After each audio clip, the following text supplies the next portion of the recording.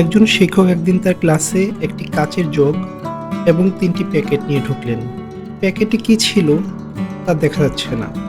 শিক্ষক প্রথমে জগটি টেবিলের উপর রেখে তাতে পাথরের টুকরো ভরা শুরু করলেন এবং জগটির গলা পর্যন্ত ভরে ফেললেন। তখন ছাত্রদের জিজ্ঞাসা করলেন, জগটি কি ভরে গেছে? সবাই একত্রে উত্তর দিল, জি স্যার, ভরে গেছে। তখন শিক্ষক বললেন, অপেক্ষা করো। তিনি দ্বিতীয় প্যাকেটটি থেকে ছোট নুড়ি পাথর বের করলেন এবং ঢালতে শুরু করলেন এবং উপচে পড়া পর্যন্ত ভরতে থাকলেন। নুড়িগুলো বড় পাথরের ফাঁকাগুলোতে গিয়ে জায়গা দখল করে নিল। তিনি বললেন, এখন বলো তো, জগটি পুরোটি ভরেছে? তখন ছাত্ররা বললেন, জি স্যার, এবার পুরোটি ভরেছে।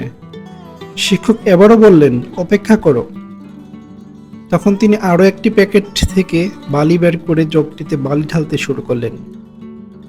বালির অতি ক্ষুদ্র কণাগুলো জগের পাথর ও নুড়ি পাথরের মধ্যে থাকে সামান্য ফাঁকাগুলো দখল করে নিয়ে জগটি ভরে ফেলল। এবার শিক্ষক নিজেই বললেন, এবার জগটি সম্পূর্ণ ভরেছে।